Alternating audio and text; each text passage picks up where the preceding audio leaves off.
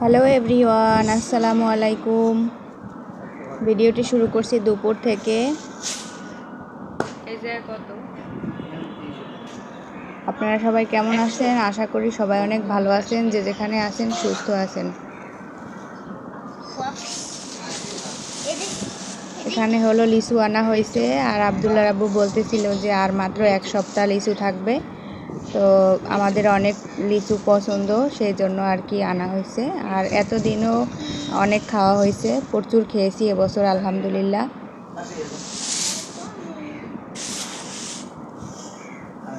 আর এখানে হলো 50 পিস আনা হয়েছে আজকে। তো ওর আব্বু বলল যে একটু গুনে দেখি কয়টা আছে, কারণ এর আগে যতবারই আনা হয়েছে আমরা মানে গোনা হয়নি, খেয়ে শেষ করে দিছি। এখন হলো গুনতে আছে ওর আব্বু।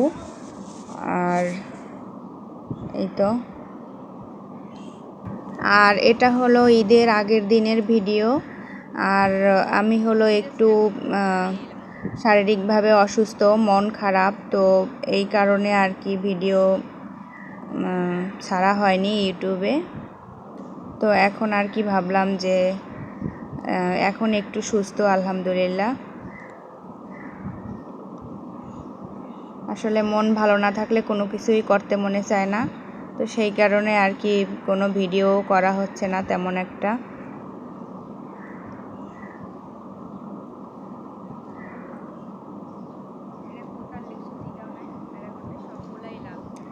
মানুষ ঈদে কোরবানিতে হলো গ্রামে যায়, আর আমার হলো কোনো সময়ই যাওয়া হয় না। বিয়ের পরে প্রথম 2-1 বার যাওয়া হয়েছে, আর এখন ওরকম একটা যাওয়া হয় না। বিশেষ করে ঈদ কোরবানিতে তো একদমই যাওয়া হয় না। ঢাকাতেই ঈদ করি।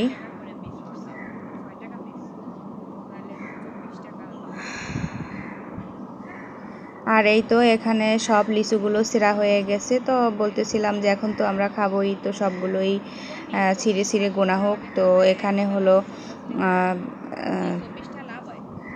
6টা লিচু কম দিয়েছে তারা। তো এভাবে তো করে, আল্লাহ তাআলা ব্যবসাকে হালাল করেছেন আর সুদকে হারাম করেছেন, কিন্তু মানুষ সেই হালালভাবে কতজনই বা ব্যবসা করে। তো যাই হোক, যে যতটুকু করবে আল্লাহর কাছে ধরা থাকবে, এটাই আর কি, আর কিছু বলার নেই। আর এখানে হলো আমি পুঁই শাক রান্না করব, দেখতেই পাচ্ছেন। তো তাজা তাজা পুঁই শাক আনা হয়েছে। অন্য সময় অনেক বেশি আনা হয়, তো খেয়ে শেষ করতে পারি না, সেই জন্য এখন অল্প আনা হয়েছে। তো এগুলোকে আমি কেটে পরিষ্কার করে নিলাম, এখন ধুইতেছি।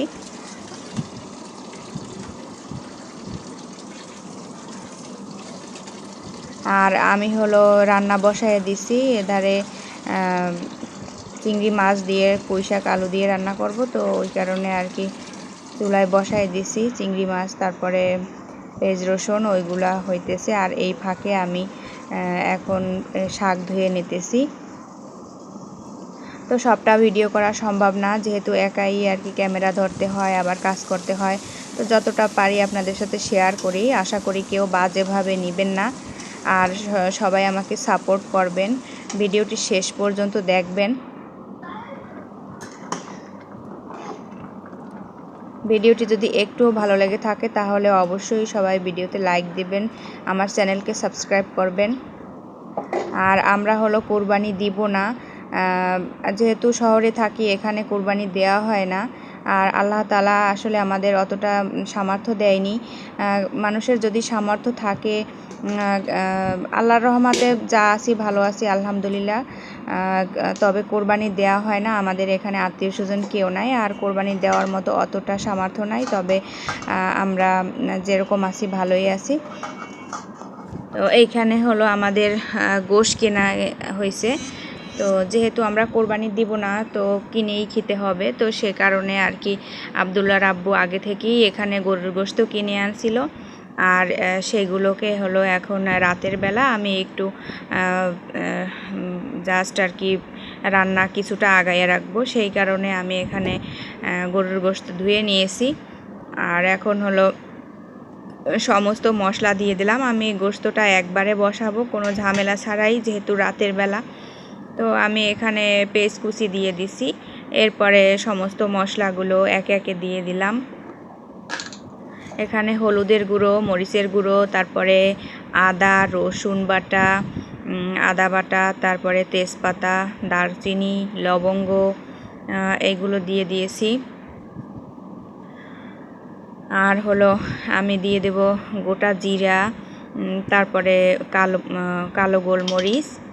তো গোলমরিচ আনতে বলছিলাম, কালোটা আনছে, আমি সাদাটা দেই, সাদাটা হলে ভালো হতো। তো যাই হোক আমি এগুলো দিয়ে দিলাম। আর এগুলোকে হলো আমি এখন মাখায়ে বসাই দেব। তো আর এখানে আমি গোটা শুকনো মরিচ দিয়েছি, শুকনো মরিচ দিলে ভালো হয়।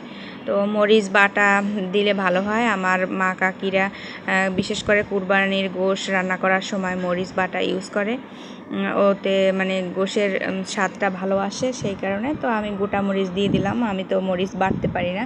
তো যাই হোক এখানে লবণ দিয়ে দিলাম, আর দিয়ে দেব তেল পরিমাণ মতো। এখানে আমি সয়াবিন তেল দিয়ে দেব।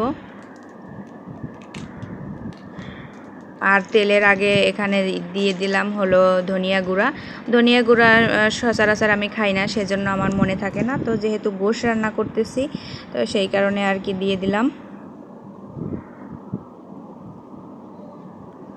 আর একটু লেবুর রস দিয়ে দিলাম।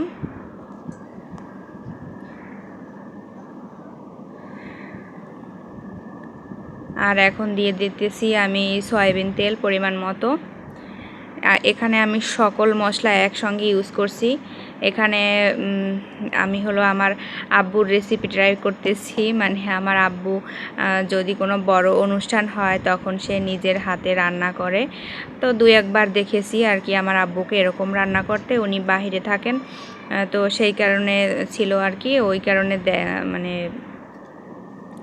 ওরকম একটা, যখন বাড়ি আসতো, কোনো মেহমান আসতো আমাদের বাড়িতে, আমার চাচা ফুপু, তো সবাই একসঙ্গে হতো, অনেক বড় আয়োজন। তো আব্বু জাস্ট এভাবে একটু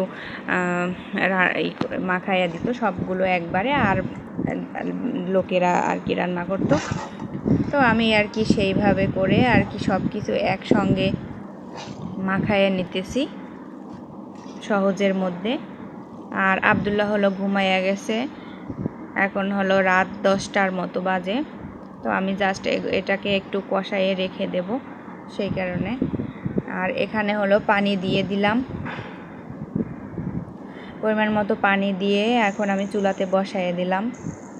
গোশ থেকে অনেকটা পানি ছেড়ে দিয়েছে।